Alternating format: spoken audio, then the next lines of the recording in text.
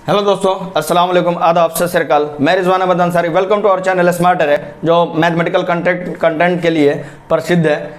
प्रसिद्ध का अपने में तो प्रसिद्ध है।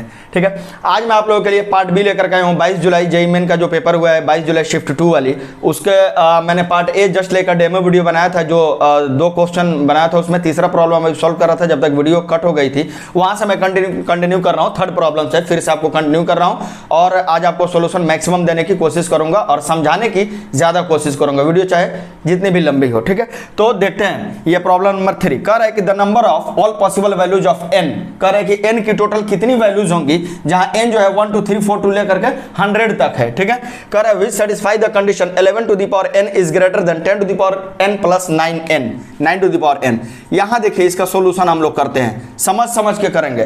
कह रहा है कि कितनी n की वैल्यूज हो सकती है, हालांकि n की वैल्यू इसी में से लेना है। ठीक है, तो अगर हम इसमें इस तरीके से लिखे, ये हमारा गिवन क्वेश्चन है, तो क्या हम इसे ऐसे लिख सकते हैं? जब भी इस तरह की प्रॉब्लम मिले तो आप कोशिश कीजिए इसको बाइनोमियल पे तोड़ने के लिए। इस तरह का प्रॉब्लम बहुत, बाइनोमियल थ्योरम जब आप पढ़े होंगे तो उसमें बड़ा ये फेमस टाइप से ये इस तरह का प्रॉब्लम मिल रहा होगा। ठीक है, तो मैं 11 को 10 प्लस 1 लिख सकता हूँ और 9 को 10 माइनस 1 लिख सकता हूँ, सो दैट हमारा ये x प्लस वाई और x माइनस वाई के जैसा बिहेव करना शुरू कर दे। और इस तरह का बाइनोमियल थ्योरम में आप पढ़े भी होंगे। यहाँ मैं थ्योरेटिकल पर्सन भी आपको दिखा दे रहा हूँ कि x plus Y to the whole power n रहे और x minus Y to the whole power n रहे, तो यहाँ पे शुरुआत nc1 x to the power n minus 1 y to the power 1, nc3 x to the power n minus 3 y to the power 3, nc5 x to the power n minus 5 y to the power 5, ये ऐसे चलते जाता है। यानी देखिए, c का जो lower suffix है ना, वो ऑड जैसा सिर्फ बिहेव करेगा। ठीक है, इस तरह का जब इसका एक्सपेंशन कीजिए एंड आफ्टर दैट सॉल्व करेंगे तो यही चीज मिलेगा। और ये रिमार्क रिजल्ट में भी रटवाया जाता है, आपको बताया जाता है। उसी बेसिस पे यहाँ देखें, x की जगह पे 10 है और y की जगह पे 1 है, तो हम यहाँ रख करके शुरू कर देते हैं अपना काम करना। सॉरी, मैं यहाँ गलत लिख दिया, यहाँ इक्वल टू 2 टाइम्स होता है, 2 टाइम्स होता है। तो यहाँ क्या हो जाएगा, 2 टाइम्स ऑफ, यहाँ क्या हो जाएगा nc1 10 to the power n minus 1, और 1 की पावर 1 तो 1 ही रहेगा, 1 की पावर कितना भी रखे वो हमारा 1 देगा। ठीक है ना, तो उसी तरीके से चलते रहेंगे। nc3 10 to the power n minus 3, nc5 10 to the power n minus 5 and so on. Clear है बेटा, is greater than 10 to the power n हो जाएगा। आ गई बात समझ में? अब मैंने यहां से क्या किया ना, 10 to the power n minus 1 मैंने यहां से कॉमन कर रखा, तो यहां हो जाएगा nc1 प्लस nc3 और 10 टू दी पावर माइनस 2 यहां बचेगा। क्यों? क्योंकि n माइनस 1 मैंने खींचा है 10 के एक्सपोनेंट में, तो यहां माइनस 2 रहेगा ना, तभी तो जाकर के ये इसके साथ मल्टीप्लाई होगा तो एक्सपोनेंट जुटेगा तो n माइनस 1 प्लस में माइनस 2 तो इतना दे देगा, है ना। सिमिलरली nc5 तो 10 टू दी पावर कितना हो जाएगा, 4 हो जाएगा। ठीक है ना, क्योंकि देखिए 10 to the power n minus 1 और माइनस 4। ठीक है ना, ऐसे ही हमारा चलते जाएगा, is greater than 10 to the power n। अब जरा इस चीज को समझिए, 10 to the power n minus 1 को क्या मैं ऐसे लिख सकता हूं, 10 to the power n upon 10। Clear है? अब देखिए 10 टू दी पावर n जो है, कभी भी ये पॉजिटिव ही नंबर है, चाहे n की वैल्यू कुछ भी रख ले, और n की वैल्यू तो आपको फिर भी यहां से रखनी है 1 to 100, तो यहां कुछ भी रखेगा ये पॉजिटिव देगा। 10 टू दी पावर n हमेशा पॉजिटिव होगा, तो ये भी पॉजिटिव, ये भी पॉजिटिव। समझ में आ रही बात? दोनों तरफ से हमने इसको हटा दिया, साइड कर दिया, यानी 10 टू दी पावर n से हमने दोनों तरफ डिवाइड कर दिया। तो डिवाइड करने के बाद आप एक बात बताइए, यहाँ क्या हो जाएगा, अब बच जाएगा यहाँ पे मेरा 1। एक्चुअली बोर्ड थोड़ी छोटी है, इसलिए मैं यहीं पे कैलकुलेशन आपको अगले स्टेप वाली करके दिखा रहा हूँ। ठीक है ना, अब ये देखिए 2 5 जा 10, तो आपके पास क्या बचेगा, 1/5 nc1 plus nc3 10 to the power minus 2 plus nc5 10 to the power minus 4, और ऐसे ही ये चलते जाएगा। इज ग्रेटर देन 1 बच रहा है। इज ग्रेटर देन 1 कहने का मतलब कि इज ग्रेटर देन 5 बच रहा है, क्योंकि मैंने यहाँ 1/5 जो था उसको मैंने RHS साइड में अगर ट्रांसफर किया या 5 से दोनों तरफ मल्टीप्लाई कर लिया तो ग्रेटर देन 5 होगा। अब यही चीज आप ध्यान में रखिए कि कितनी पॉसिबिलिटीज हो सकती है, n की वैल्यू कितनी यहाँ ले सकता है जो कि ये इनइक्वालिटी ट्रू हो जाए, सही हो जाए। तो इसके लिए हम जरा देखते हैं, यहाँ पे n की वैल्यू अगर मैं 5 रखूंगा या 5 से ज्यादा रखूंगा तभी जाकर के ये संभव है, उसके अलावा ये संभव नहीं है। क्यों? देखते हैं जरा, n की वैल्यू 4 रख करके जरा हम देखते हैं, क्योंकि अगर 4 पे अगर ये पॉसिबल नहीं होगा तो 3 पे जाहिर सी बात है पॉसिबिलिटी नहीं होगी, 2 पे भी पॉसिबिलिटी नहीं होगी, यानी 4 से छोटी वाली पॉसिबिलिटी नहीं होगी। तो 4 जब रखेंगे n की जगह तो क्या मिल जाएगा, 4c1 प्लस 4c3 और यहाँ 10 to the power minus 2 plus 4c5 और 10 टू द पावर माइनस 4। आप एक बात ध्यान में रखो, इसके आगे ये आगे बढ़ने की जरूरत ही नहीं है। क्यों? क्योंकि मैं जानता हूं NCR में n जो है कभी भी r के इक्वल होगा या फिर r से बड़ा ही होगा। ये ध्यान में रखिएगा। तो यहाँ तो n छोटा पड़ गया, n छोटा पड़ गया, इसका मतलब कि ये आगे जो है नहीं ले सकते, यहीं तक लेना है।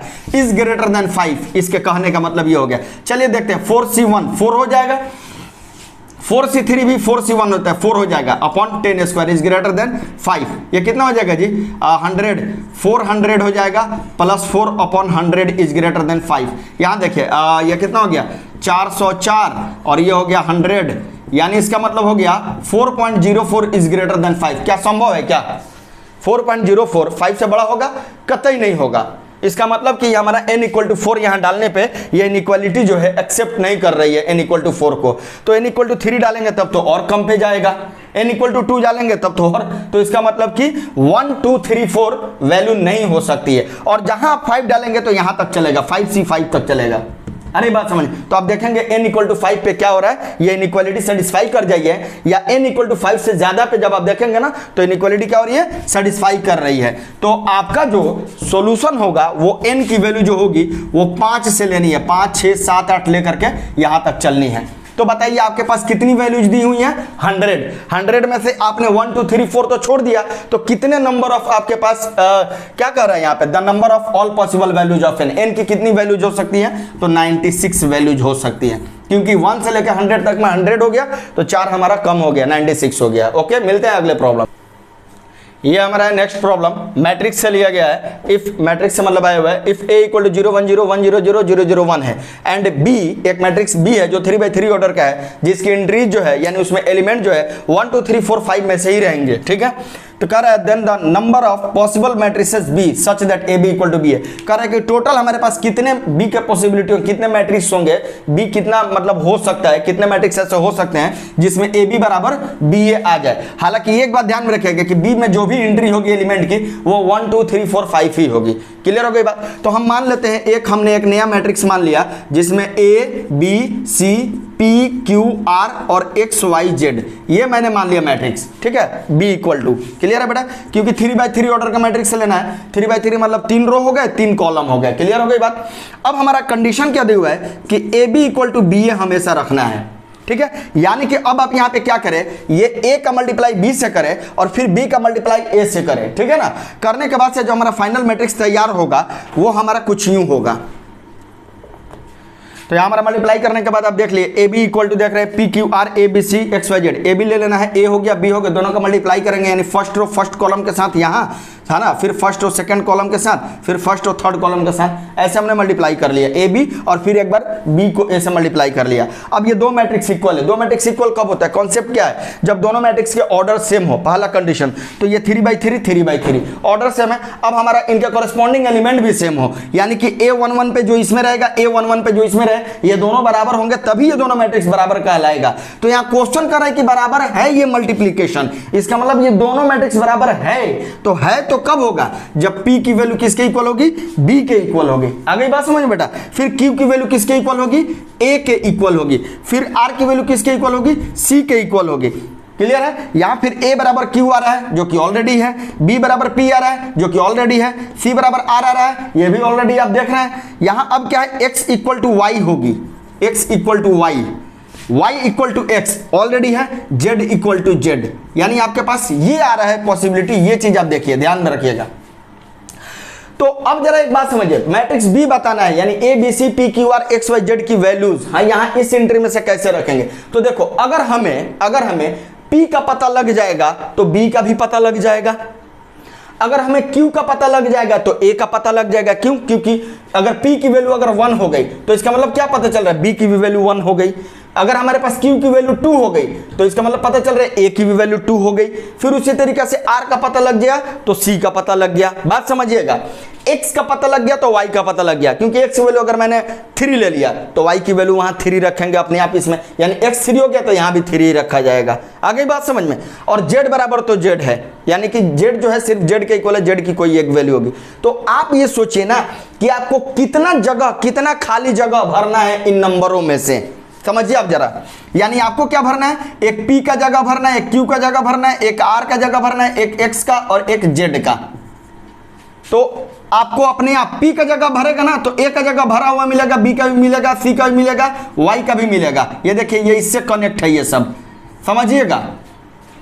तो इसका मतलब आपको 5 खाली जगहों पे इन 5 एलिमेंट में से सजाना है, एंट्री डालनी है। तो यहाँ कितने तरह से भर सकते हैं? 5 तरह से। परम्यूटेशन कॉम्बिनेशन चला आया 4 तरह से, 3 तरह से, 2 तरह से, 1 तरह से, और ये हमारा मल्टीप्लाई करके देख लेंगे क्या हो जाएगा, 5 फैक्टोरियल। 5 फैक्टोरियल की वैल्यू कितनी हो जाएगी, 120। 5 चौका 20, 20 या 60, 4 दूना 120। तो इसका ऑप्शन सी होगा। आ गई बात समझ में? तो मिलते हैं नेक्स्ट प्रॉब्लम पे।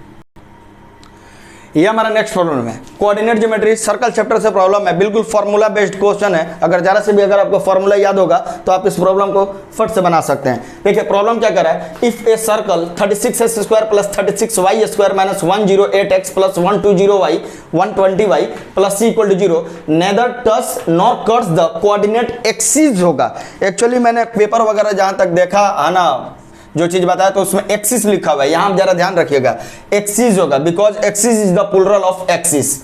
अगर कोऑर्डिनेट एक्सिस होता तो इसका मतलब केवल एक एक्सिस की बात की जाती, या तो एक्स की बात हो रही है या तो वाई की बात हो रही है। लेकिन जब मैंने एक्सिस कह दिया तो यहां बात समझ में आ गई कि एक्स और वाई दोनों एक्सिस की बात की जा रही है। इस बात को पॉइंट कीजिएगा।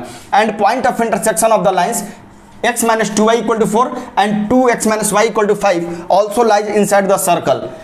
ये समझिए, पहले एक बात को ध्यान से समझिए, ये सर्कल है, ये वाली सर्कल ये है, ठीक है। अब कह रहा है ना कि इनका जो पॉइंट ऑफ इंटरसेक्शन है ना, यानी हो सकता है कोई 2 ऐसी लाइन होगी, ये इनका पॉइंट ऑफ इंटरसेक्शन इस सर्कल के अंदर में है। आ गई बात समझ में? तो इनका पॉइंट ऑफ इंटरसेक्शन निकालने के लिए हम लोग क्या करते हैं, दोनों लाइन के इक्वेशन को सॉल्व कर देंगे। सॉल्व करने के बाद जो x की और जो y की वैल्यू आएगी वही हमारा इनका पॉइंट ऑफ इंटरसेक्शन कहलाएगा। तो हम यहाँ सॉल्व करके देखेंगे तो x और y की वैल्यू यहाँ पे 2 और -1 आएगी। अब ये करे कि ये पॉइंट इस सर्कल के अंदर है, तो आप पढ़े होंगे है ना, position of a point with respect to a circle, यानी किसी पॉइंट की पोजीशन, अगर ये सर्कल के इक्वेशन s = 0 मान लो, और अगर हमारा एक पॉइंट P x1 y1 है, तो ये पॉइंट P इस सर्कल के अंदर कब होता है आप समझिए, यहाँ जब हमारा s1 < 0 हो जाए। s1 कहने का मतलब समझते हैं, इस पूरे इक्वेशन में x और y को डिलीट कर दीजिए और ये x और y कोऑर्डिनेट उनके जगह कॉरेस्पॉन्डिंगली भर दीजिए। और अगर s1 = 0 आ जाए तो समझिए कि ये पॉइंट जो है, ये पॉइंट इस सर्कल पे लाई कर रहा है, और s1 > 0 आ जाए, इसका मतलब ये पॉइंट उस सर्कल से आउटसाइड है, कहीं बाहर रीजन में है। क्लियर है? मैं एक्चुअली थ्योरेटिकल पर्सन भी आपको यहाँ रिवाइज कराते चल रहा हूँ, पढ़ाते चल रहा हूँ, इसलिए शायद वीडियो जो है 1 घंटे में प्रॉब्लम सॉल्व होने वाली चीजें 1.5 घंटे, 2 घंटे भी लग जाए, क्योंकि थ्योरेटिकल पर्सन है, समझा करके जाना है, कैसे नहीं बकैती करके मतलब बना करके भाग जाना है किसी तरह, ठीक है। तो ये चीज आप ध्यान में रखिएगा, है ना। क्लियर है? तो ये चीज है, तो इसका मतलब ये कंडीशन हम यहाँ लगा दें तो हमारे पास क्या हो जाएगा, यहाँ देखिए तो 36x² + 36y² - 108x + 120y + c = 0। सबसे पहला आप एक काम कर लीजिए बेटा, सबसे पहली बात बता रहा हूं, ये सर्कल का इक्वेशन तो जरूर है लेकिन स्टैंडर्ड फॉर्म में नहीं है। बात समझ में आ रही है? यानी जनरल फॉर्म में भी जो देखें तो उसमें क्या होना चाहिए कि सर्कल का इक्वेशन होने के लिए x² और y² को कोफिशिएंट 1 होनी चाहिए। यहाँ 1 नहीं है, बराबर होनी चाहिए तो बराबर तो है, लेकिन बराबर 1 बना लिया जाता है। क्यों? क्योंकि पूरी सर्कल चैप्टर में जो भी हमारा स्टैंडर्ड रिजल्ट हम लोगों ने जो पढ़ा है, जो रटा है, जो याद किया है ना, वो सब का सब x² और y² को कोफिशिएंट 1 होने के बाद याद किया है। जैसे सर्कल का हमारा सेंटर होता है -½ × coefficient of x, -½ × coefficient of y होता है ना। सर्कल का रेडियस हम लोग जो लेते हैं √g² + f² - c।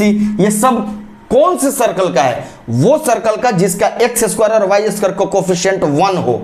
यहां 1 नहीं है, अगर 1 नहीं होगा तो यहाँ तुरंत बदलाव होने लगेगी। आ रही बात समझ? तो इस बात को जरा ध्यान में रखिएगा, अक्सर यही धोखा होता है, फिर कहते हो धोखा दे गए। अरे ध्यान रखना। तो यहाँ 1 बनाएंगे, 1 बनाने के लिए क्या करेंगे, 36 को बाहर कर लेंगे, बाहर करके RHS भेज देंगे, 0/36 0 हो जाएगी।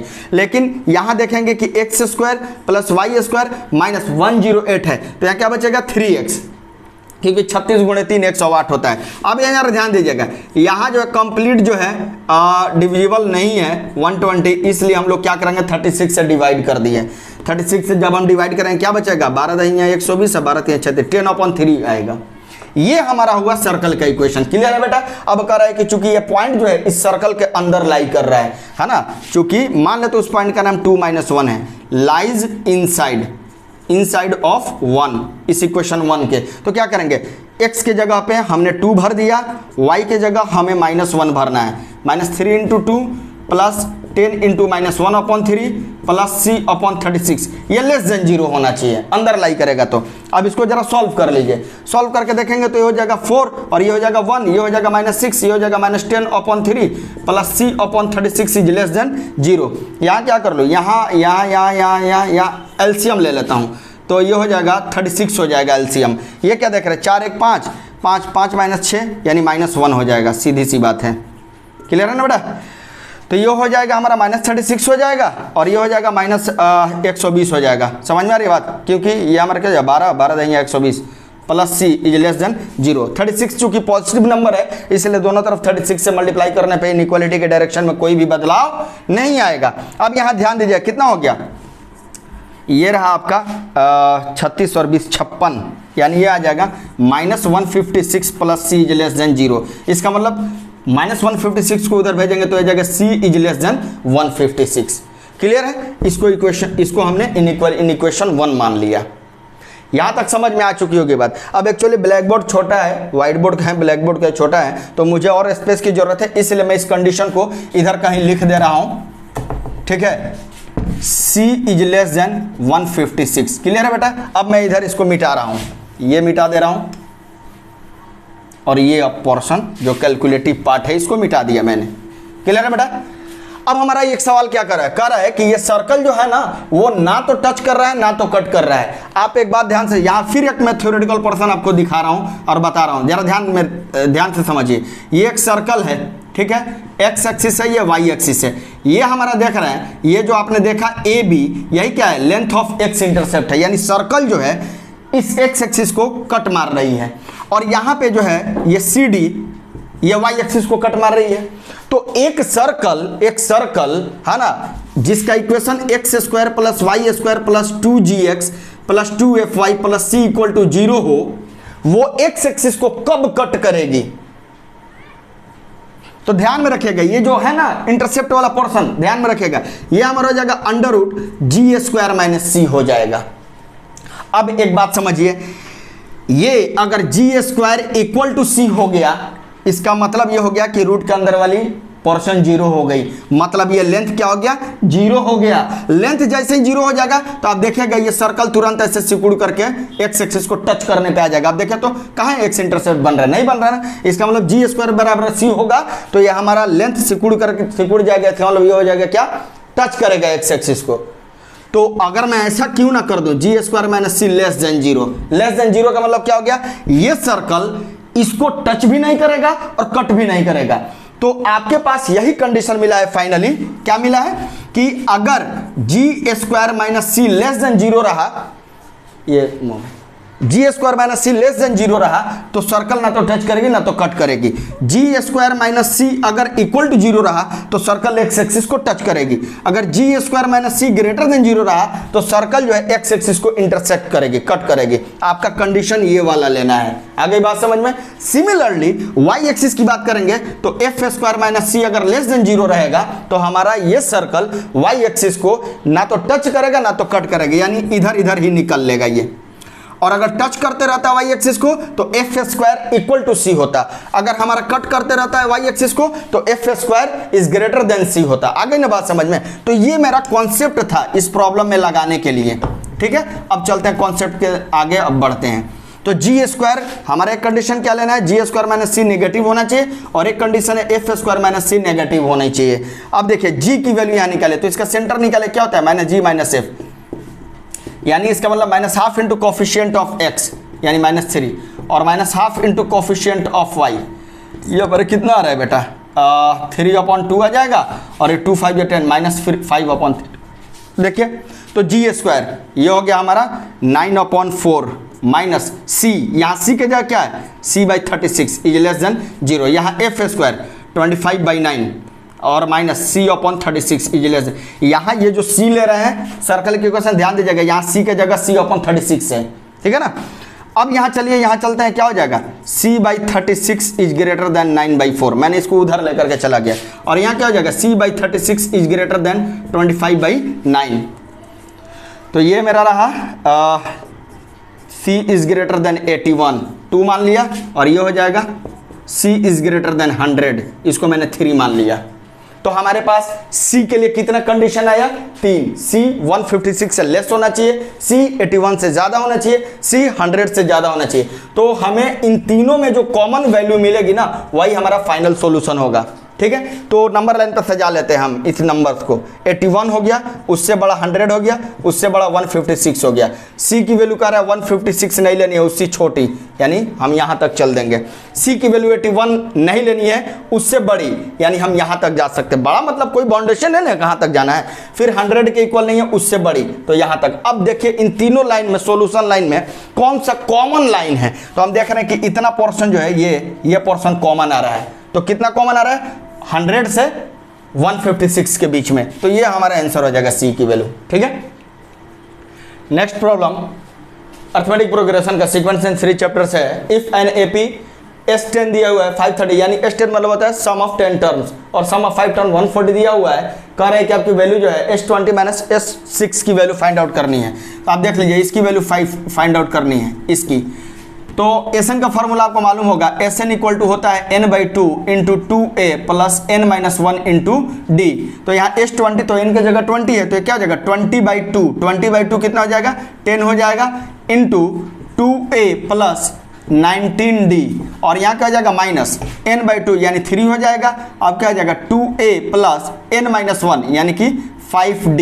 ये वैल्यू फाइंड आउट करनी है। ये कितना हो जाएगा 20a, और ये हो जाएगा माइनस 6a, प्लस ये हो जाएगा 190d, और माइनस ये हो जाएगा 15d। क्लियर है बेटा, ये हो जाएगा हमारा 14a, और ये हो जाएगा प्लस 175d। क्लियर है ना। यानी अगर हमें a और d की वैल्यू फाइंड आउट हो जाएगी, तो a और d की वैल्यू यहाँ ला करके भर देंगे, हमारा सॉल्यूशन तैयार है। तो a और d की वैल्यू यानी 2 अननोन है, तो इसका मतलब कि 2 इक्वेशन जरूर बनेगा। तो एक इक्वेशन यहाँ से बन जाएगा, एक इक्वेशन यहाँ से बन जाएगा, बाप बाप करके आ जाएगा।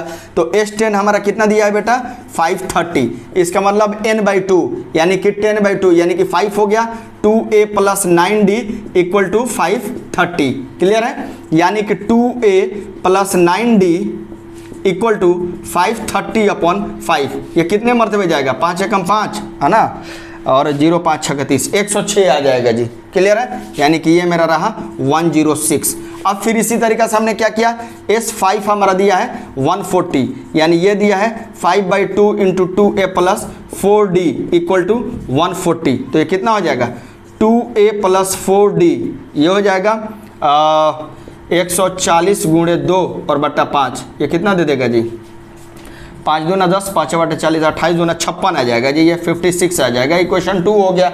अब हम क्या करेंगे, देखेंगे कि A1 और 2 को सॉल्व कर लेते हैं। तो 1 - 2 कर लो, देखो पक्ष से ये फेंक देगा, 2a तो कैंसिल आउट हो जाएगा, 9d माइनस 4d 5d हो जाएगा, और ये क्या हो जाएगा 56 कर दूंगा तो 50 हो जाएगा। तो d की वैल्यू आ जाएगी हमारी 10।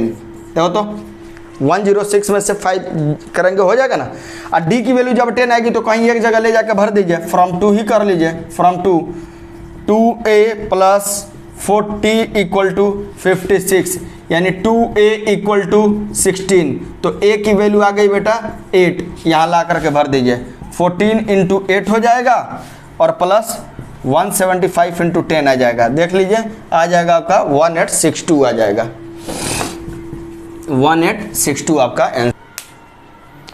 हाँ, तो हमारा नेक्स्ट प्रॉब्लम है ट्रिग्नोमेट्री से। The number of solution of the equation sin to the power 7x plus cos to power 7x equal to 1 in the interval close interval 0 to 4π। 0 से 4π के बीच में इसमें जो है कितने हमारे टोटल सॉल्यूशन होंगे, यानी x की कितनी वैल्यूज होंगी। ठीक है, अच्छा आप एक बात बताओ, मेरी आपको मालूम होगा sin x की वैल्यू जो होती है, या तो फिर cos x की वैल्यू, ये अपॉन नहीं है, cos x की वैल्यू -1 से 1 के बीच में होती है। ठीक है, तो जब भी अगर आप देखेंगे sin स्क्वायर x की वैल्यू, तो वो लेस देन 1 होगी बट ग्रेटर देन 0 होगी, या इक्वल टू 0 होगी।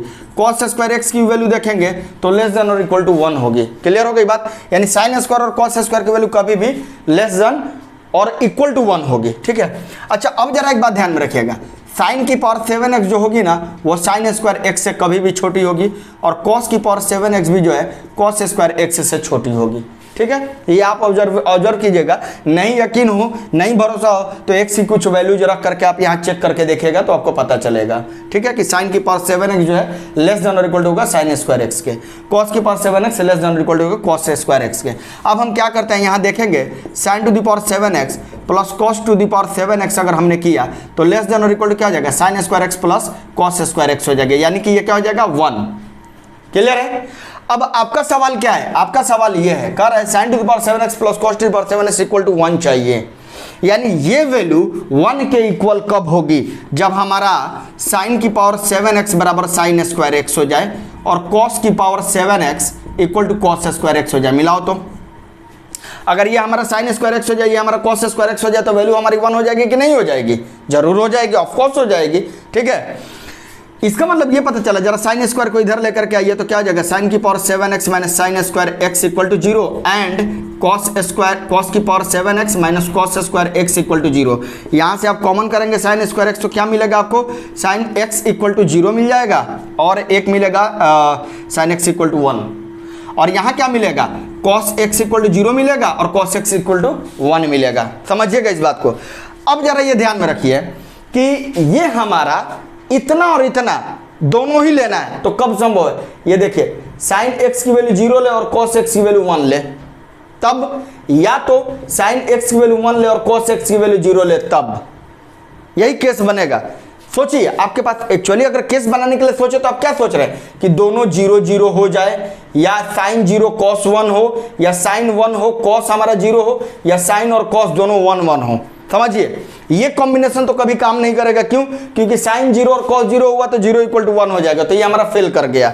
फिर अगर साइन 0 और कॉस 1 हो जाए तो ये हमारा चलेगा, अगर हमारा साइन 1 हो जाए और कॉस हमारा 0 हो जाए तो भी चलेगा, और अगर दोनों 1 1 हो जाएंगे तब तो 1 + 1 2 हो जाएगा ना, यानी ये दोनों केस हमने रिजेक्ट कर दिया। तो आपके पास कौन सी पॉसिबिलिटी बन रही है, जब साइन 0 कॉस 1 हो और साइन 1 कॉस 0 हो, तो यहां देखेंगे ना तो x की वैल्यू 0, 2π और 4π, यही 3 वैल्यूज हैं जो इनको सेटिस्फाई करेंगी। देखिए, यहां जब x की जगह 0 लेंगे तो साइन 0 0, 2π लेंगे तो साइन 2π 0, 4π लेंगे तो साइन 4π 0, क्योंकि साइन nπ 0 होता है। और यहां देखेंगे तो 0 रखे, 2π रखे, 4π रखे, cos की वैल्यू 1 देगी। उसी तरीके से यहां पे अगर मैं बात करूं तो x इक्वल टू π/2 और 5π/2 सिर्फ होगा, जो कि ये और भी हो सकते हैं सोल्यूशन, लेकिन सिर्फ यही इतने सोल्यूशन है जो कि 0 और 4π के बीच में होंगे। इसके आगे आप बढ़ेंगे तो और भी सॉल्यूशन हो सकते हैं, लेकिन आपका कंडीशन रेस्ट्रिक्शन लगा दिया हुआ है, ठीक है, कि 0 से 4π के बीच में ही लेना है। तो आपके पास टोटल एक्स की कितनी वैल्यूज हो गई जो इसको सेटिस्फाई कर रहे हैं, तो 5 वैल्यू हो गए, 3 और ये 2, 5 वैल्यू हो गए। ठीक है, तो हमारा नंबर ऑफ सॉल्यूशन कितना हो जाएगा, 5 हो जाएगा। क्लियर। अब देखिए, इसका मैं मेथड 2 आपको बता रहा हूं, दूसरा मेथड भी मैं इसका बता रहा हूं इस प्रॉब्लम को सॉल्व करने का, एंड आप समझ सकते हैं ग्राफिकल अप्रोच। ग्राफ से इस प्रॉब्लम को बहुत इजीली बनाया जा सकता है, बहुत स्मूथली बनाया जा सकता है, अगर आपके पास ग्राफ का कॉन्सेप्ट है तो। और ना भी ये घोंचू बच्चा भी बना सकता है, बकलोलवा बना सकता है इस बच्चे इस ग्राफ को। सबसे पहले आप काम क्या कीजिए, साइन और कॉस का ग्राफ ड्रॉ कर लीजिए, ठीक है, सेम एक्सिस पे। तो अगर मैं साइन का ग्राफ ड्रॉ करूं तो हमारा कुछ यूं जाएगा ना 0 से 4π तक, क्योंकि 0 से 4π चाहिए, तो ये 0 हो गया, ये हमारा पाई हो गया, ये हमारा 2π हो गया, ये मेरा 3π हो गया और ये मेरा 4π हो गया। क्लियर है, ये तो मेरा साइन का ग्राफ था। अब हम क्या करते हैं, कॉस की भी ग्राफ ड्रॉ करते हैं, कॉस की ग्राफ। तो ये साइन का ग्राफ 0 से उठता है और कॉस की ग्राफ जो है यहां से गिरता है, यहां से।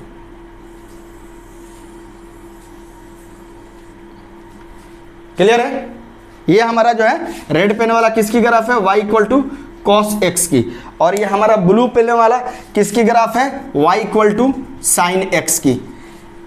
ठीक है, अब जरा ध्यान से समझिएगा इस कॉन्सेप्ट को, बस ये सिंपल सा ग्राफ आपको दिख रहा है। यहां पॉसिबिलिटी क्या थी कि साइन हमारा 0 हो तो कॉस हमारा 1 हो, तब हमारा इनका सम जो है 1 हो जाएगा, या हमारा साइन 1 हो और कॉस मेरा 0 हो तो इनकी पॉसिबिलिटी 1 हो सकती है। तो आप ढूंढिए पहले कि साइन 0 और कॉस 1 दोनों एक ही समय में कहां हो रहा है, तो साइन 0 यहां हो रहा है और कॉस 1 यहां हो रहा है एक ही समय में, यानी ये क्या मिल रहा है, ये कौन सी लाइन है, एक्स की वैल्यू यहाँ क्या होगी, x इक्वल टू 0, अभी मैंने लाया भी था यहाँ पे, x इक्वल टू 0, 2π, 4π π/2 5π/2, यही टोटल सॉल्यूशन था आपका। देखिए यही बाप बाप चिल्ला करके आएगा। तो एक तो यहाँ पर हो गया कि नहीं हो गया, यहाँ साइन की 0 और कॉस की वैल्यू 1 एट अ टाइम आ रही है। अब देखिए फिर साइन की वैल्यू 0 और कॉस की वैल्यू 1 और कहाँ आ रही है, तो साइन की वैल्यू 0 और कॉस की वैल्यू 1, यानी यहाँ आप जा करके देखिए 2π पे, तो साइन 2π कितना होता है, 0 होता है। और ठीक यहाँ पे देखिएगा 2π पे, तो ये कॉस की ग्राफ है और ये कितना जाएगी जी, 1 पे जाएगी।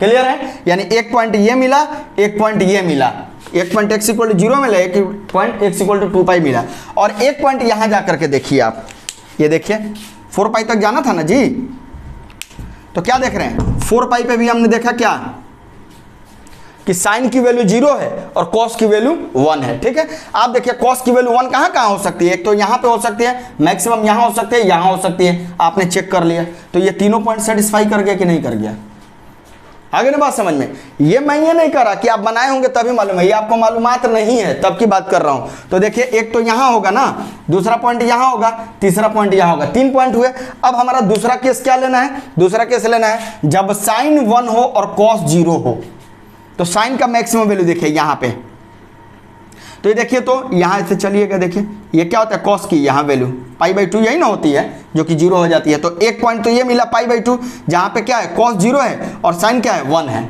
और फिर देखिए अब क्या हो जाएंगे, यहाँ देखेंगे तो नहीं होगा, ठीक है, यहाँ देखिए तो कहाँ गया, ये साइन की वैल्यू 1 है और कॉस की वैल्यू क्या है, 0 है। तो टोटल कितने पॉइंट मिल गए, 5 पॉइंट मिल गए। एक तो ये हो गया, दूसरा ये हो गया, सॉरी मैं यहाँ गलत बोल गया, दूसरा ये हो गया, तीसरा ये हो गया, चौथी पॉइंट ये हो गई और पांचवी पॉइंट ये हो गई। टोटल हमारे पास क्योंकि यही है ना, 2π यानी 4π/2, ये हो गया 5π/2, ये हो गया 6π/2। नेक्स्ट प्रॉब्लम है हमारा, ये ध्यान दीजिए, यहाँ पे ये हाइपरबोला और पैराबोला का मिक्स जो क्वेश्चन है, मतलब इक्वेशन ऑफ टेंजेंट पे बेस्ड क्वेश्चन है। करे कि if the line 2x + y = k where k is negative, this is memory based question, इसलिए कभी कहीं से डेटा मिल रहा है कि k नेगेटिव दिया हुआ था, कभी कहीं से डेटा हमको किसी जरिए से मिल रहा है कि k के बारे में कोई कंडीशन इम्पोज नहीं किया हुआ था। ठीक है, तो आप देख लेंगे जैसा भी होगा, हमने k नेगेटिव लेकर के यहाँ बनाया, अगर कुछ और भी होगा तो देखेंगे, 2 इक्वेशन मिलेगा उस हिसाब से काम करेंगे। ठीक है, is tangent to both the curve से इतना एंड इतना। ये देखिए ये जो कर्व दिखाई दे रहा है ना, इसको क्या मैं ऐसे लिख सकता हूँ, x² / 3 - y² / 3 = 1। ठीक है, अब ये किसका इक्वेशन है, हाइपरबोला का तो दिख रहा है, लेकिन ध्यान में रखिएगा हाइपरबोला में यहाँ जो a² के ये जगह पे है और ये b² के जगह पे है, और जब भी हाइपरबोला में अगर a² और b² दोनों बराबर हो जाता है तो उस तरह के हाइपरबोला को रेक्टेंगुलर हाइपरबोला कहते हैं। ये आई होप आपको मालूम होगा। मैं एक्चुअली थ्योरेटिकल पोर्शन भी बताते जा रहा हूँ, कॉन्सेप्ट भी बता रहा हूँ, उसके बाद प्रॉब्लम को सॉल्व कर रहा हूँ, इसलिए आपको लगेगा कि number of problems come solve हुई हैं, टाइम ज़्यादा लग गया है, लेकिन आपका इस तरह रिवीजन हो जाएगा। ये उन बच्चों के लिए है जो बच्चे नेक्स्ट टाइम जेईई का पेपर देने के लिए जो सोच रहे हैं, वो लोग इस क्वेश्चन को देखेंगे तो प्रॉब्लम बनाने का तरीका भी पता चलेगा और इनकी थ्योरेटिकल पोर्शन भी जो है ना, रिवाइज होगी। इसलिए मैं इस तरीके से ये चीज़ पढ़ा रहा हूँ और आपको बता रहा हूँ। तो ये ध्यान दीजिएगा, आपको क्या कंपेयर करने पे मिला, a² की वैल्यू 3 मिल रही है और b² की वैल्यू 3 मिल रही है। अच्छा, इस जो लाइन में हम देखा, इस लाइन में स्लोप कितना दिया हुआ है, -2, क्योंकि हमारा स्लोप क्या होता है, minus coefficient of x upon coefficient of y, तो हमारा क्या आ जाएगा, -2 आ जाएगा। क्लियर है ना बेटा यहाँ तक। अच्छा, ये आप जरा ध्यान दीजिए, y² = αx है, ये पैराबोला की तरह दिखाई दे रहा है, y² = 4ax की तरह। तो आपने क्या देखा, अल्फा की जगह कंपेयर किए तो क्या मिला, 4a मिला, तो a = आपको क्या मिल जा रहा है, α/4 मिल रहा है, यहाँ ध्यान में रखिएगा। तो पैराबोला के हिसाब से अगर मैं बात करूं तो इसमें a की जगह क्या लेंगे, α/4, जब पैराबोला का कॉन्सेप्ट आएगा तो। अब हमारे पास जो छोटू मोटू थे वो सब तैयार हो गए, मोटू पतलू सब तैयार हो गए, जिनका हमें यूज करके ये लड़ाई लड़नी है। क्लियर है बेटा, चलो अब चलते हैं हम। तो कह रहा है कि इफ द लाइन इतना is tangent to the curve इतना, यानी इस कर्व पे टेंजेंट जो लिखेंगे वो टेंजेंट इसी लाइन के बराबर है। तो आपने क्या देखा, लिखिए तो y = mx + c मान लिया कि इस पर कोई टेंजेंट है, तो टेंजेंट होने के लिए एक लाइन जो है y बराबर mx प्लस सी, उस कर्व हाइपरबोला पे टेंजेंट होने के लिए कंडीशन क्या था? कंडीशन यही था C square equal to A square M square minus B square. आपको याद आ चुका होगा, यानी सी की value plus minus positive square root A square M square minus B square होगी। क्लियर हो गई बात? यानी क्या हो जाएगी, प्लस माइनस ए की वैल्यू यहाँ कितनी है, यहाँ पे ए स्क्वायर की वैल्यू 3 है और एम स्क्वायर कितना आ जाएगा 4 माइनस बी स्क्वायर कितना है 3, तो आपका मिला जुला करके सी की वैल्यू आ गई 3, क्योंकि यहाँ √9 आ जाएगा तो सी की वैल्यू प्लस माइनस 3 आ जाएगी। तो इसका मतलब हो गया y equal to -2x plus minus 3। Clear है? ये क्या होगा, is equation of tangent to hyperbola, यानी ये हमारा टेंजेंट हो गया उस हाइपरबोला पे। और कह रहा है कि नहीं नहीं नहीं ये जो है टेंजेंट है उस हाइपरबोला पे, और आपने निकाला तो क्या मिला, नहीं नहीं ये जो है टेंजेंट है उस हाइपरबोला पे, मतलब ये दोनों इक्वेशन आइडेंटिकल है। तो जब हम अगर कंपेयर करेंगे तो आप देखेंगे कि k की वैल्यू प्लस माइनस 3 मिल रही है। आगे बात समझ में? तो हमें क्या लेना है, k की वैल्यू लेस देन 0 यानी नेगेटिव लेनी है, इसलिए k इक्वल टू हम -3 पे केवल डिस्कशन करेंगे। अगर वही यहाँ कंडीशन को इंपोज नहीं किया रहता तो हम दोनों लेकर के आगे बढ़ते। आ रही है बात समझ में? तो शायद दो तरह की वैल्यूज मिलती, फिर जो ऑप्शन रहता उससे देखते कि अल्फा की वैल्यू सिर्फ 1 दिया है या 2 मैच कर रहा है, उस हिसाब से चलते हैं। तो यहाँ k की वैल्यू नेगेटिव है तो हमने k की वैल्यू नेगेटिव लेकर के आगे बढ़नी है। ठीक है, अब बताइए y बराबर mx प्लस सी, ये parabola y square equal to 4ax पे टेंजेंट कब होता है? तब जब c की वैल्यू a बाई m होती है तब। जहां ये a, ये वाला a है, ये वाला a नहीं है, यहाँ पे कहीं पे था ना, यहाँ पे मैंने लिखा था ये हाइपरबोला वाला a नहीं है, ये पैराबोला वाला a। तो यहाँ पे a की जगह मैं अभी आपको निकाला था तो कितना दिखाई दिया था, अल्फा बाई 4, यानी c की वैल्यू अल्फा बाई 4m होगी, तो ये हमारा टेंजेंट हो जाएगा इस पैराबोला पे। यानी कि y इक्वल टू क्या आ जाएगा बेटा, mx plus alpha by 4m, यानी क्या मिला, y equal to -2x plus alpha by 4 into -2, यही मिलेगा ना। अब आपने क्या देखा, इसको इधर लेकर के चले आए तो y plus 2x equal to alpha by -8। अब जरा एक बात बताए, तो y प्लस 2x, क्योंकि ये क्या है, टेंजेंट है किस पे, पैराबोला पे, मतलब ये क्या है, टेंजेंट है पैराबोला पे, मतलब ये क्या है, टेंजेंट है पैराबोला पे। यही ना इक्वेशन, इस पैराबोला पे टेंजेंट का। लेकिन कह रहे हैं ना ना ना, ये वाला ही टेंजेंट है इस पे। इसका मतलब एक और चीज पता चला, ये वाली इक्वेशन और ये वाली इक्वेशन सेम ही है क्वेश्चन के हिसाब से और मेरे हिसाब से, क्योंकि कह रहा है कि ये इस पे टेंजेंट है और हम निकाले तो ये इस पे टेंजेंट है। तो इससे क्या पता चल रहा है कि ये दोनों इक्वेशन सेम है। तो इस हिसाब से देखें तो 2x प्लस वाई की वैल्यू कितनी है, k है। तो 2x प्लस वाई की वैल्यू कितनी है, k है, और k की वैल्यू आपने कितना निकाले है, -3। तो -3 equal to alpha by -8, hence alpha equal to कितना आ जाएगा बेटा, 24। तो हमारा अल्फा की वैल्यू आ जाएगी 24, यही फाइनल आंसर होगा। अब हमारा नेक्स्ट प्रॉब्लम है, बाइनोमियल थ्योरम से रिलेटेड ये प्रॉब्लम है, बाइनोमियल थ्योरम चैप्टर का है। The value of r for which the term independent of x in the expansion इतना, ये एक्सपेंशन दिया 2x to the power 4 plus 1 upon x square to the whole power 10 का expansion में कह रहा है कि जो टर्म इंडिपेंडेंट है r से उसकी वैल्यू कितनी है, 180 है। आ रही बात समझ में? अब जरा ध्यान से समझिएगा, क्या मैं ऐसे लिख सकता हूँ 2x to the power r plus x to the power -2 to the whole power 10।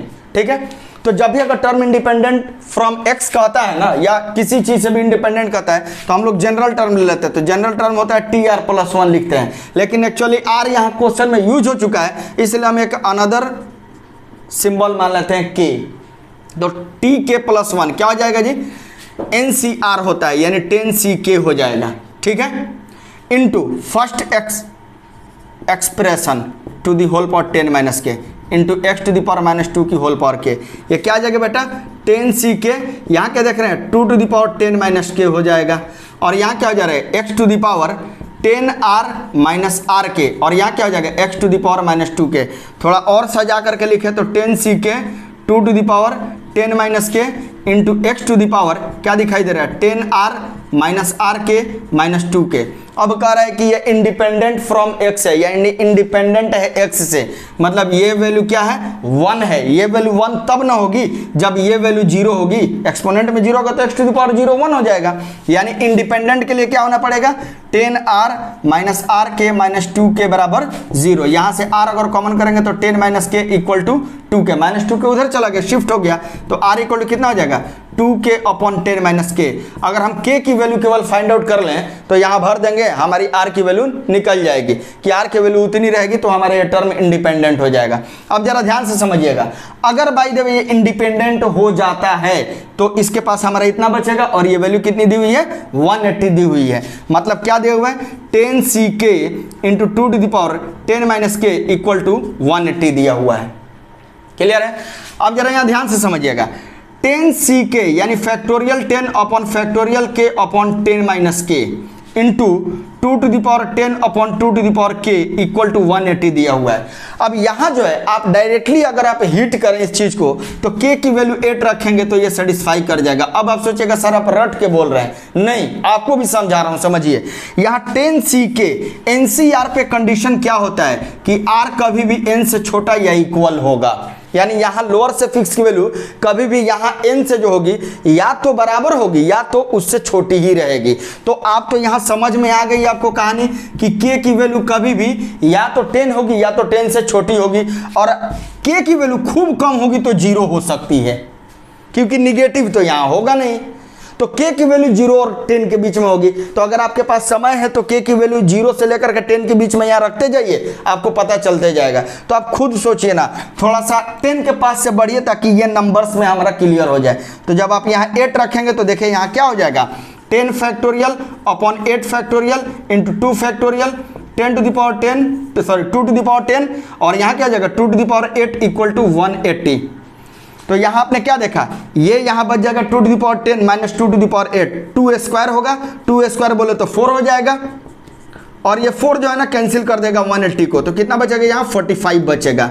अब जरा यहाँ देखें तो यहाँ 45 आ रहा है क्या LHS में, तो देखिए 10 का फैक्टोरियल तोड़ेंगे तो 10 into 9 into 8 factorial, 8 factorial cancel out हो गया, 10 9 या 90, 90 अपॉन 2 45 यानी सेटिस्फाई कर गया। तो k की वैल्यू कितनी लेंगे बेटा 8 लेंगे, यहाँ k की वैल्यू 8 भर देंगे, हो जाएगा मेरा काम। इसलिए r इक्वल टू 16 और अपन ये हो जाएगा 2, यानी r इक्वल टू 8 हो जाएगा। देख लीजिए r दूनी 16 और माइनस k की वैल्यू 8 लेंगे, हो जाएगा r की वैल्यू 8 आ जाएगी। ये हमारा नेक्स्ट प्रॉब्लम है कॉम्प्लेक्स नंबर से, कह रहा है कि Z square plus 3z bar equal to 0 हो, और अगर इसका n solution, number of solution इसका कितना है n सोल्यूशन है, तो कह रहा है कि हमारा इसकी वैल्यू बतानी है, जो समेशन है k इक्वल टू 0 से इन्फिनिटी तक 1 अपॉन n की पावर k की वैल्यू आपको फाइंड आउट करनी है। तो k की वैल्यू जब अगर आप 0 रखते जाएंगे तो 1 अपॉन n की पावर 0 यानी कि 1 हो जाएगी, plus 1 upon n square plus 1 upon n cube plus 1 upon n की पावर 4 डॉट डॉट ऐसे चलते जाएगी इनफाइनाइट तक। अरे बात समझिए, ये देखिए ये आपका जीपी है, सीधा ही आपका क्या दिख रहा है जीपी दिख रहा है, सम ऑफ इनफाइनाइट टर्म, और जीपी का सम ऑफ इनफाइनाइट टर्म क्या होता है a अपॉन 1 माइनस r, यानी कि 1 अपॉन 1 माइनस r कितना हो जाएगा 1 अपॉन n हो जाएगा। इसका मतलब फाइनली अगर मैं देखूं तो 1 upon n minus 1 by n बोले तो n अपॉन n माइनस 1, यही हमारा आंसर होगा n अपॉन n माइनस 1। ठीक है, अब n की वैल्यू हमें फाइंड आउट करनी है, यानी टोटल नंबर ऑफ सॉल्यूशन इसके जितना होगा यहाँ भर देंगे, हमारा काम बन जाएगा। क्लियर है बेटा? तो चलो देखो यहाँ चलते हैं। मान लिया हमने z equal to X plus I Y, किसी कॉम्प्लेक्स नंबर को यही मानते हैं। ठीक है, अब यहाँ हम रखेंगे तो क्या हो जाएगा x plus I Y to the whole square plus 3 into X minus I Y equal to 0। क्यों? क्योंकि z बार है और कंजुगेट, इसका मतलब z बार का मतलब कंजुगेट होता है, और z बार यानी conjugate x plus I Y का कंजुगेट क्या होता है, सिर्फ i को माइनस आई से रिप्लेस कर देंगे, मिल जाएगा हमारा। क्लियर है बेटा? अब इसको हम जरा सॉल्व करते हैं, तो a प्लस बी का होल स्क्वायर वाले फॉर्मेट पे इसको ब्रेक करेंगे, तो a square plus B square, तो बी स्क्वायर करेंगे तो आई स्क्वायर वाई स्क्वायर हो जाएगा, और आई स्क्वायर की वैल्यू -1 हो जाएगी, तो ये हमारा बन जाएगा minus y square plus 2ab यानी 2xy इंटू आई हो जाएगा, plus 3x minus I into 3y equal to 0। अब जरा सा रियल पार्ट को एक साथ रखते हैं, x square minus y square plus 3x एक साथ हो गया, प्लस आई कॉमन करने के बाद क्या देख रहे हैं 2xy minus 3y equal to 0 हो गया। अब हम क्या करेंगे, दोनों तरफ से इस 0 को लिख सकते हैं ना, 0 प्लस आई 0 आई इंटू 0। अब दोनों तरफ से रियल पार्ट और इमेजिनरी पार्ट दोनों को क्या करेंगे, इक्वेट करेंगे, इक्वेट करके देखते हैं। तो क्या हो जाएगा real part x square minus y square plus 3x equal to 0, और इमेजिनरी पार्ट क्या हो जाएगा 2xy माइनस 3y बराबर 0। यहाँ से अगर आपने y कॉमन करा तो क्या हो जाएगा, इतना हो जाएगा, या y की वैल्यू क्या आ जाएगी 0 और x की वैल्यू क्या आ जाएगी 3/2। सॉल्यूशन वो कहलाता है जो इसको और इसको हमारा जो है मतलब ये ओरिजिनल इक्वेशन को सेटिस्फाई करे। तो चलिए हम केस बना करके लेते हैं, केस बना करके। अगर हम केस 1 में देखें कि सर अगर हमारा y की वैल्यू 0 हो जाए, तब यहाँ से मैं उठा रहा हूँ y की वैल्यू 0 हो जाए, तो यहाँ y की वैल्यू 0 भरिए, भरिए यहाँ y की वैल्यू 0, तो क्या हो जाएगा x square minus 3x equal to x square plus 3x equal to 0 हो जाएगा। तो फिर यहाँ से क्या करेंगे, x कॉमन करेंगे तो x प्लस 3 इक्वल टू 0, तो क्या हो जाएगा x इक्वल टू 0 होगा या तो -3 होगा। यानी जब आपने y की वैल्यू 0 लिया तो x की वैल्यू ये दोनों आ रही है, इसलिए आपका कॉम्प्लेक्स नंबर क्या हो जाएगा, x प्लस iy था ना, तो एक बार y की वैल्यू 0 लीजिए, x की वैल्यू 0 लीजिए तो 0 हो जाएगा। फिर y की वैल्यू 0 रखना है और x की वैल्यू -3 रखना है, तो -3 प्लस 0i, यानी हमारे पास यहाँ कितने सॉल्यूशन मिले, 2 सॉल्यूशन मिल रहे हैं। क्लियर हो गई ना बात, एक z equal to 0, z equal to -3, number of solution 2 मिले। अब हम लेते हैं केस 2 लेते हैं। इस केस 2 में x की वैल्यू 3/2 रख करके देख रहे हैं, तो यहाँ 3/2 रखिए x की जगह, तो क्या हो जाएगा y square equal to x square plus 3x, तो x की जगह 3/2 रखेंगे तो 9/4 प्लस 9/2, ये कितना हो जाएगा 4 हो जाएगा, 9 प्लस 18 यानी हो जाएगा 27/4। ठीक है, तो y की वैल्यू आ जाएगी बेटा प्लस माइनस 3√3/2। क्लियर है, तो z बराबर क्या होता है x प्लस iy, यानी x की वैल्यू अगर आप एक बार 3/2 लेते हैं तो एक बार इसका प्लस में i के साथ 3√3/2 लेंगे, फिर x की वैल्यू 3/2 लेंगे तो माइनस में i के साथ 3√3/2 लेंगे।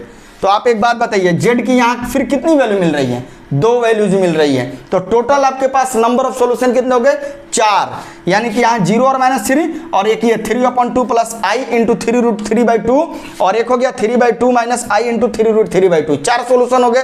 तो n की जगह 4 रख देंगे, यहाँ क्या आ जाएगा 4/4 - 1 यानी 4/3, ये हमारा फाइनल आंसर हो जाएगा ऑप्शन 2। ठीक है, तो ये वीडियो था आपको यहाँ तक ये सोच करके, है ना, ताकि आपको कॉन्सेप्ट दूं, आपको प्रॉब्लम बनाने का तरीका सिखाऊं। ये कभी मेंटेलिटी मैं लेकर के वीडियो नहीं बनाया हूं कि हमें बस प्रॉब्लम सॉल्व कर देना है, कैसे भी करके, है ना, सॉल्व करके बस दे देना है भाई ये आंसर है, ये ऐसा नहीं।